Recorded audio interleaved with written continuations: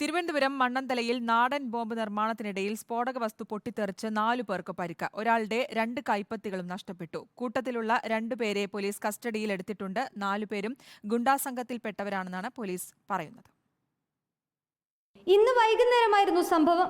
മണ്ണന്തലയിലെ ആളൊഴിഞ്ഞ കുന്നിൻ മുകളിൽ നാടൻ ബോംബ് നിർമ്മിക്കുന്നതിനിടയിലാണ് സ്ഫോടനം നടന്നത്. 4 പേർക്ക് പരിക്കേൽക്കുകയും ചെയ്തു. 17-കാരന്റെ 2 കൈപ്പത്തികളും അറ്റുപോയിട്ടുണ്ട്. ഇവരെ മെഡിക്കൽ കോളേജ് ആശുപത്രിയിലേക്ക് പ്രവേശിപ്പിച്ചു. നാടൻ ബോംബ് നിർമ്മിച്ചത് ഗുണ്ടാ പ്രവർത്തനങ്ങൾക്കെന്നാണ് പോലീസിന്റെ വിലയിരുത്തൽ. 2 പേരെ പോലീസ് കസ്റ്റഡിയിലെടുത്തിട്ടുണ്ട്.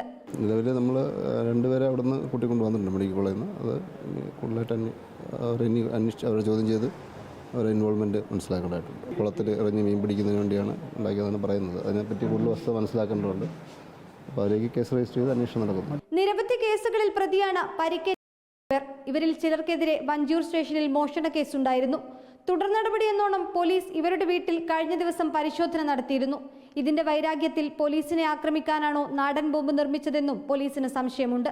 സംഭവത്തിൽ വിശദമായ അന്വേഷണം നടത്താനാണ് തീരുമാനം. റിപ്പോർട്ടർ, തിരുവനന്തപുരം.